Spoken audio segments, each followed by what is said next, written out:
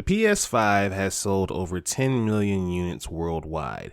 The new sales milestone follows the previous announcement that the console had roughly hit 8 million units back in March, and it remains the fastest selling PlayStation console in the company's history. Now, according to Sony Interactive Entertainment, PS5 sales continue to outpace its immediate predecessor, the PS4, which is impressive considering how well the PS4 did during its time in the spotlight. For those of you who don't have a PS5 yet, like myself, you're probably wondering, how have you guys sold 10 million units worldwide? I don't have one. If you guys can just stop selling the scalpers, I could have one. First of all, that's not going to happen. It's about the bottom line. They care more about that green than anything else. Even if they knew a way to stop selling the scalpers, they're not going to do it. So you can let that go. But how? Why? Why don't you have a PS5 yet? The answer is pretty simple. There's a chip shortage. It's a semiconductor shortage. This chip is pretty much one of the things that makes the PS5 work. And unless this is involved, you can't make a PS5. And if you can't make a PS5, you can't sell a PS5. And it's not just for consoles and gaming. Car companies like Ford and GM are also having the same problems with their truck production that are coming to a halt. Apple supplier Foxconn is warning of part delays that could last until 2022. 5G rollouts are getting delayed, and Samsung is warning of a serious imbalance in the semiconductor industry. It's really stemming from a lot of things, basically things like COVID-19, people who are just sitting in the house, they need a laptop because they had to work from home, or they're streaming more on Twitch and other platforms. They're just bored. They're buying consoles, stuck at home, whatever the case may be. And then, of course, the aftermath of 45's trade war with China. But that's why you don't have one. It's the semiconductor shortage. And until the demand decreases and can keep up with the supply, or they find an even ground, we're going to see this until probably 2023. Them just the facts. Sorry. But yeah, that's why you don't have a PS5 yet. That's why I don't have a PS5 yet. Ladies and gentlemen, blurs and nerds, freaks and geeks, this is Do You Speak Geek, episode 88.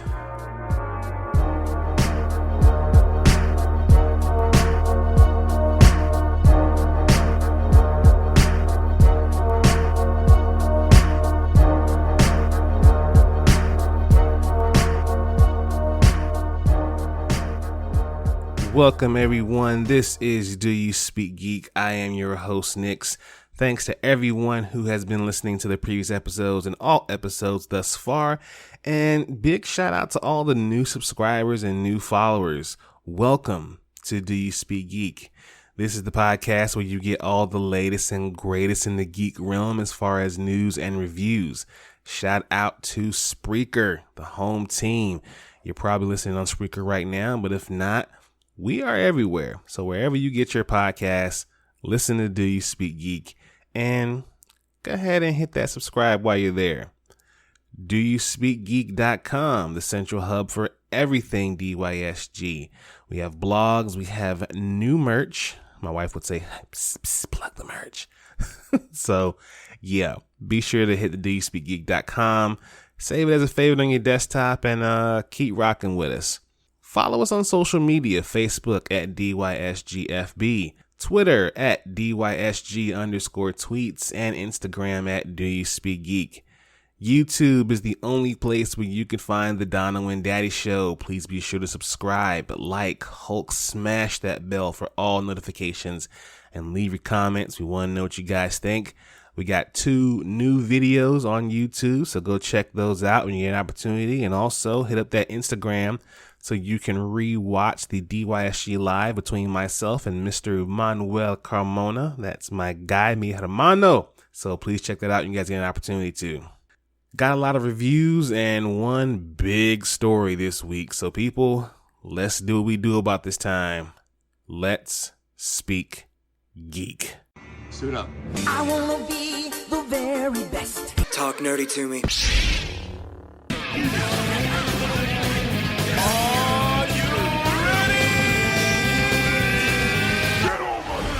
All right, people, your DYSG reviews this week. Pokemon Unite. It's an entertaining, casual game constrained by its overcommitment to simplicity and some questionable microtransactions. It's an okay game, but, it's Pokemon. People are going to buy it regardless. Jungle Cruise. It's a rollicking adventure full of humor and heart anchored by Dwayne Johnson and Emily Blunt's winning heroes. Wow. Who would have thought Disney would put out a rock and a blunt? Oh my God, that was wildly inappropriate, but moving on. In Eldest Souls, while it wears its obvious influence on its sleeve, Eldest Souls is an incredibly satisfying boss rush that still manages to set itself apart.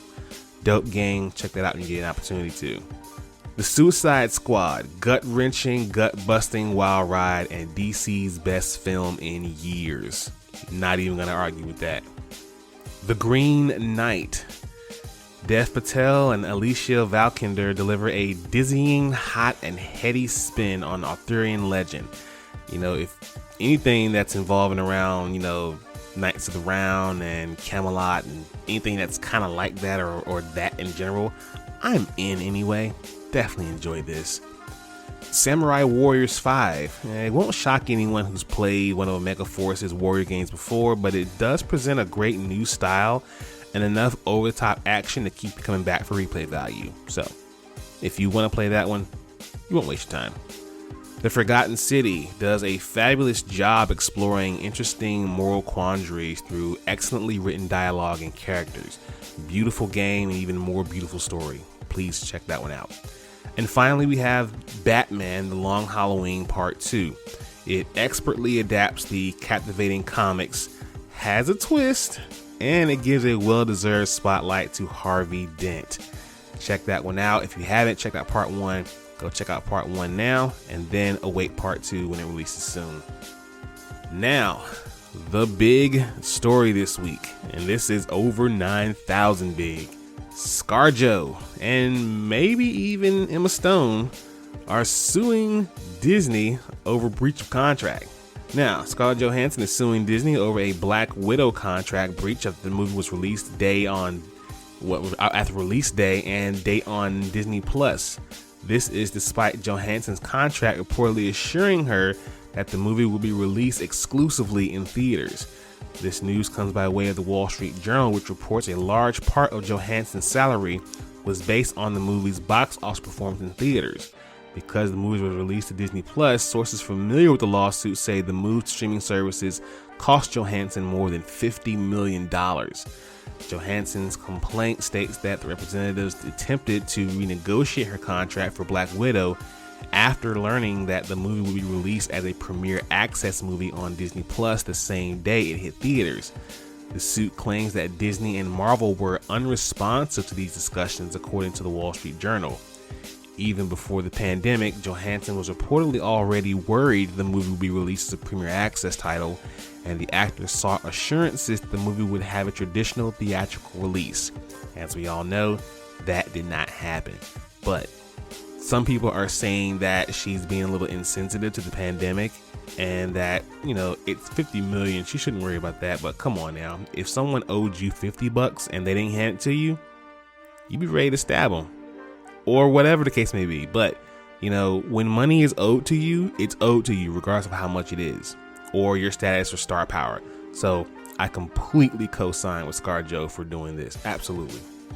Now, another insider suggests Emma Stone is playing the waiting game before deciding how to proceed on obtaining additional royalties and back-end pay regarding her performance in Disney's Cruella.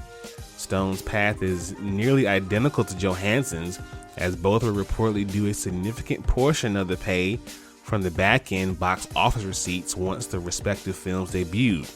Since both films did theatrical releases and a stream on Disney Plus at the same time, the common thought is that the streaming release severely damaged total back-end hauls. Give these girls their money. That's all I'm saying, Disney. Do the right thing. Don't be out here P. Diddy of them and, not paying them what they owe. Don't be Diddy. Don't be like Baby. Pay these girls their money. Give them what you owe them. That's all I gotta say on that. I'm not mad at them for suing Disney at all. Take your money, ladies. Absolutely. Let's hop into my favorite portion of the show. Y'all know the vibes. Source Wall. Man, you come right out of a comic book. Behold the Source Wall. Can you read, my son? Well, that depends. There is nothing wrong with reading a story and looking at the pictures. Enough said, Stan. Let's hop right into it. The pull list this week. X-Men #2. As threats hurtle toward the Earth from all sides, the fearless X-Men fight a seemingly unstoppable wave of annihilation. But even more dangerous threats lurk in the darkness, ready to strike in secret. I wonder what that can be. I know, but you guys will check it out. Sinister War #2. Spidey's classic problem has been multiplied by 2, and you don't even know the half of it. That's good. 12 of Spidey's greatest villains are out for blood. Spider-Man and each others. Ock and Vulture make their big plays this issue that are going to shake up New York City in ways you didn't think were possible. I really feel bad for Peter Parker. I really do. Lucky Devil #1. A down-on-his-luck schlub is possessed by a malevolent demon. Just when he thinks things can't get worse, the exorcism goes terribly wrong, and he finds that somehow he's retained all of the entity's supernatural gifts. After a path of revenge on all the people that have wronged him, he begins to gather worshippers and form a cult. But the legions of hell don't take kindly to this, and they send demonic agents to murder the schlub turned god before he gains too much power. This is probably exactly what happened, but Lucky Devil sounds dope. Check this one out if you get a chance. And finally, we have Crime Syndicate 6. Look up in the sky. It's a bird. It's a plane. It's Ultra Girl? That's right, folks. Kara Zor-El of Earth 3 arrives, and it's far from a happy family reunion. Can Ultraman take his cousin down and reclaim his place as the last true survivor of Krypton? Meanwhile, on a hidden island in the Pacific, Emerald Knight must finally decide. Will he stand with the Legion of Justice, or will he give in to the Crime Syndicate? Pretty dope book so far. This one's going to wrap up pretty nicely, I think. Those are your Source Wall picks, ladies and gentlemen. Please be sure to pick those up this Wednesday at your local comic book store. Let's watch this. Watch this, y'all. Thunder. Thunder. Lannister always pays his debts. Whoa, dude. I am the villain of the story. All right, people, as usual, we got a gang of Watch This news. Let's go ahead and hop right into it. The Walking Dead final season gets full trailer and 2 new cast members ahead of the premiere date. So The Walking Dead's final season will air in less than a month, kicking off the first 8 episodes of a season that will ultimately be split into 3 parts. Ahead of the premiere date, AMC revealed a new trailer featuring 2 new cast members joining the show while also sharing new details about the finale. During the Walking Dead virtual Comic-Con panel, the first full trailer for the final season was revealed following weeks ahead of teasers. Additionally, the panel announced that Layla Robbins and Josh Hamilton will join the cast as series regulars as Governor Pamela Milton and Lance Hornsby. While The Walking Dead will conclude next year, that does not mean the franchise itself will go dormant. AMC has already greenlit a spin-off series focusing on Daryl Dixon and Carol Pedler, which is slated to premiere sometime in 2023. Additionally, spin-off shows Fear the Walking Dead and The Walking Dead World Beyond will return for their respective 7th and 2nd seasons this October. What's more, according to my man Jeffrey Dean Morgan, who plays the character Negan, there are talks about a potential spin-off series focusing on his character as well. And finally, The Walking Dead will make its way to the big screen in the form of a movie trilogy starring Andrew Lincoln, who played Rick Grimes before departing the show in its 9th season. So, for you guys who are Walking Dead fans out there, Here's the news. What do you think? Me personally, the Daryl Dixon Show, okay. Not too big a fan of the Walking Dead World Beyond. Fear the Walking Dead's okay, but if you give me a spinoff series with Negan, I am in. And of course, I'm definitely going to be hitting the theaters for that Rick Grimes movie. Absolutely. Let's get it. Doctor Who Season 13 new trailer and cast member revealed. So the showrunner of Doctor Who, Chris Kimball, along with Jodie Whittaker, Mandip Gill, and John Bishop revealed new details, including a trailer and photos for the upcoming season of Doctor Who at the Comic-Con at Home panel. The new trailer for season 13 of the series, starring Jodie Whittaker as the 13th Doctor, shows her companions Mandip Gill returning as Yaz and the newly joined companion John Bishop as Dan. The characters are teased in new locations, along with being in seemingly intense situations for the season 13 storyline. The trailer also gives a first look at the newest revealed cast member, Jacob Anderson, who played Grey Worm in Game of Thrones. Anderson will play Vendor, a Doctor Who, a character who Schnabel said he makes you root for him and he breaks your heart. He's got the whole range. So to my Whovians, what do we think? Is this going to be a great season or what? Dexter, New Blood, trailer and premiere date. So Dexter Morgan is back, people. Showtime touted Dexter New Blood, their upcoming 10-episode revival series at Comic-Con, revealing the show's first teaser trailer and premiere date for the highly anticipated show.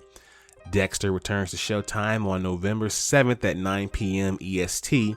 Emmy winner Michael C. Hall returns as the avenging serial killer in a story that has been called a second finale for Dexter. But Hall isn't the only Dexter veteran on board for the revival.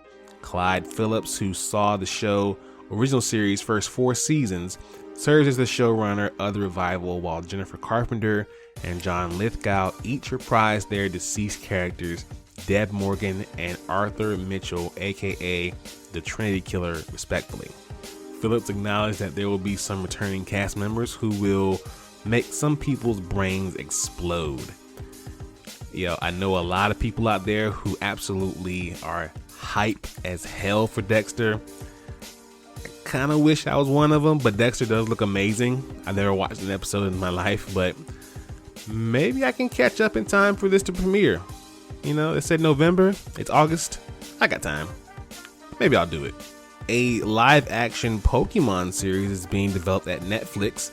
We are seeing that it's being headed up by Lucifer's Joe Henderson. According to Variety, Henderson is slated to write and executive produce the live-action adaptation. He is currently the co-showrunner of Netflix's popular Lucifer series based on a DC comic. Reports say that the series is aiming to replicate Detective Pikachu, the 2019 live-action movie with Ryan Reynolds and Justice Smith. However, Netflix's series is its own independent production and will not be related.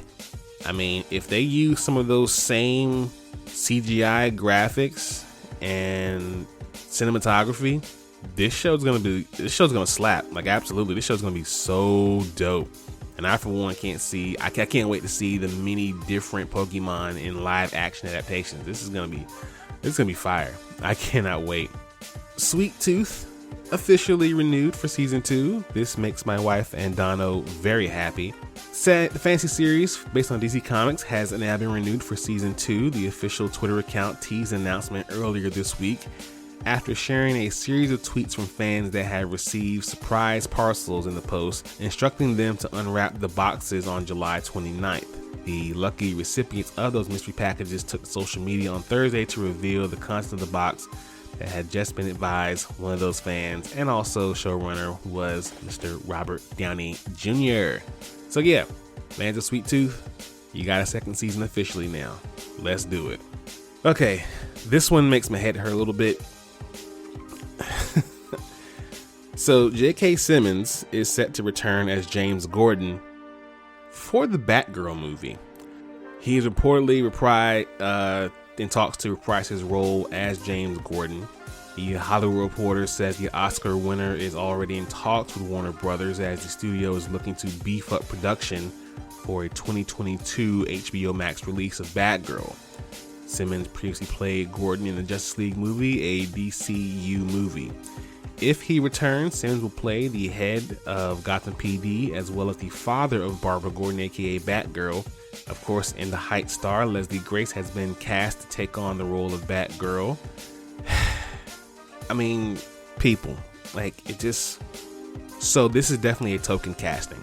It communicates to me that DC is making Batgirl black just for the hell of it. If you're making J.K. Simmons Jim Gordon, then you're making Batgirl black just for the hell of it. It's not gonna affect the story in any kind of way. There's no rhyme or reason. It doesn't add to the story. Like I said, if it's not going to add to the story, then don't add it to the story. This is dumb. DC, Warner Brothers, once again, you have failed this city. Finally, we have the release date and first look for Hawkeye. Disney has revealed that Marvel Studios' Hawkeye will premiere on Disney Plus on November 24th, with new episodes arriving each and every Wednesday. Entertainment Weekly has also shared a first look at the new series, which stars both Jeremy Renner as Hawkeye and Haley Stanfield as Kate Bishop. Hawkeye will be the next live-action Marvel Cinematic Universe following Loki, which will bring Hawkeye face-to-face with the young archer Kate Bishop for the first time. Now, for the unaffiliated, Kate Bishop, the character, was originally created by Alan Heinberg and Jim Chung back in the 2000s in the Marvel's Young Avengers comic. In the comic, Clint Barton, who was assumed dead, Kate Bishop took up the mantle of Hawkeye. However, he did return because of comic magic, and the two started to share the panel of Hawkeye in a solo comic by Matt Fraction and David Aja that ran from 2012 to 2015. This is going to be a good show. I think if we look at how Black Widow ended, we kind of have some sort of a plot detail already, where the sister of Black Widow is going to be hunting down Hawkeye. So it should be interesting enough. Let's see more details come to fruition, and this November we have another show to look forward to. Let's hop into Thumb Life. Peace, love, and video games! That sound like Donkey Kong.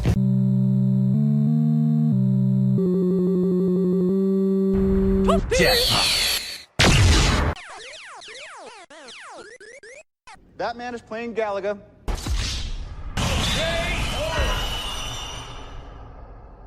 Okay, gamers, Capcom is asking if players want a new Ace Attorney game. Imagine that, a video game company asking the fans what they want. I wish EA would do that. Sims 5. Anyway, following the release of the great Ace Attorney Chronicles, Capcom is asking players to give their opinions on the series, and specifically asking if they want brand new games in the series. The aptly titled The Great Ace Attorney Chronicles user survey, which Capcom added to its website, asked players to give their detailed opinions on virtually every part of the game you can imagine. Capcom would like to know if you had high expectations for the game before purchase, where you purchased your copy from, what progress you've made with the game so far, and most crucially, whether or not you'd buy a future Ace Attorney game if it were to be made. Following this, players can also give their opinions on a list of further topics linked to the Ace Attorney Chronicles, including voice acting, story, sound effects, background artwork, game controls, and more. Capcom has even prepared for the possibility that you might not have bought the latest title when filling out the survey, opting to tell them that you don't own the copy and have no plans on purchasing it. In future grants you access to a range of follow-up questions. These questions prompt you to tell Capcom what consoles, platforms you currently own games for, what genre you prefer to play, and how many titles you have bought this past year. So Capcom has really taken an initiative here to learn their fan base. I think most companies should take this playbook and run with it. I mean, absolutely. I mean, you want to know what your fans want, so therefore you should really be catering to the fans. I mean, I don't see why any company wouldn't do that anyway. So hats off to you, Capcom, for doing this. I wish other companies would listen and take this page. Absolutely. I'm with this all the way to the end. Absolutely. Marvel's Avengers War for Wakanda release date announced. Now, Marvel's Avengers War for Wakanda expansion starring Black Panther will be released on August 17th as a free update to all owners of the base game. Alongside adding Black Panther as a third new playable superhero, War for Wakanda will feature a new story, 2 new villains, a brand new environment to explore, new enemies, the Biranzana outpost, new solo or multiplayer drop zone and threat sector missions, and much more. Can't wait to play this one this month. It's going to be fire. And last, we have announcements from Annapurna Interactive Showcase 2021. Let's go ahead and run through these.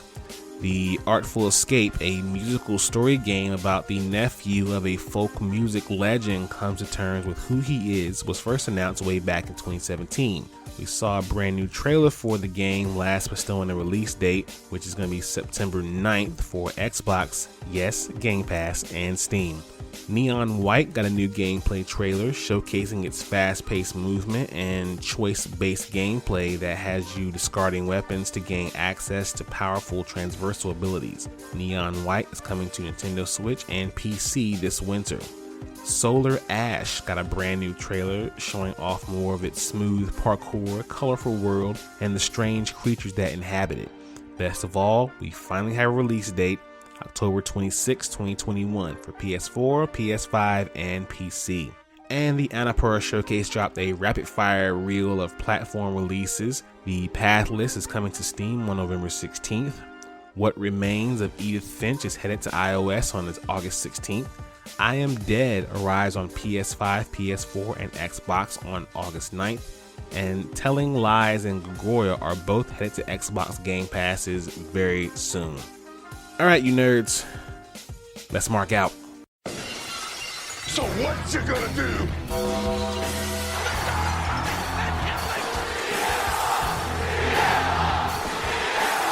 Goodbye and good night. Bang! Alright, you wrestling smarks, WWE releases Bray Wyatt.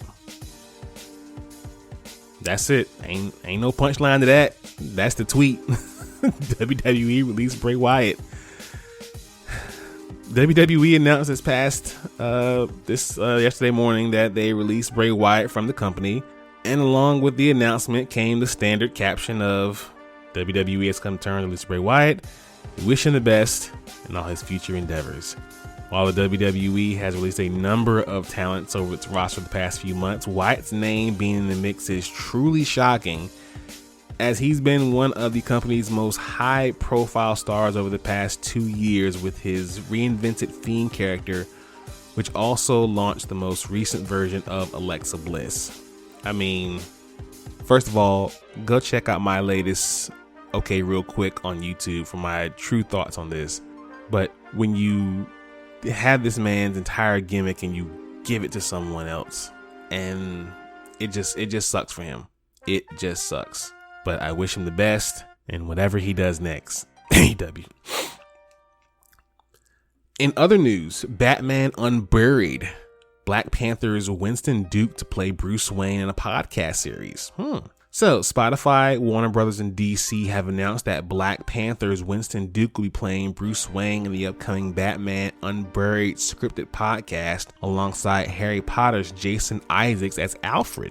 Batman Unburied will have David S. Goyer writing for this. He's also written for Batman Begins, The Dark Knight, and The Dark Knight Rises as an executive producer, and the new story will explore the darker aspects of Bruce Wayne's psychology.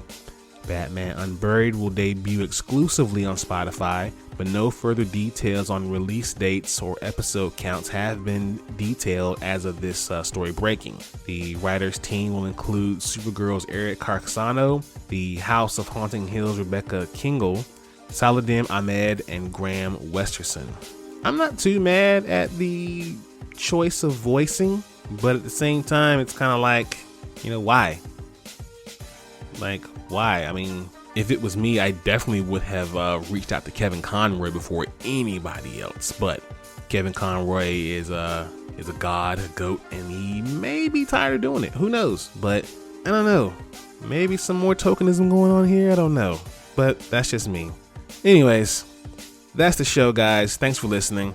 I'm going to get out of here. Thank you all so much for listening to the podcast. Please be sure to follow this podcast, subscribe to this podcast. Let your boy know what you think about this podcast. Visit the website, doyouspeakgeek.com. Follow us on our social medias, Facebook, Twitter, and Instagram. Be sure to watch the interview with Manuel Carmona on DYSG Live. Check out our YouTube channel. Check out our 2 latest videos there. Okay, real quick, and what we want from WWE 2K22. As always, people, live to play to win to live. I speak geek. Do you speak geek?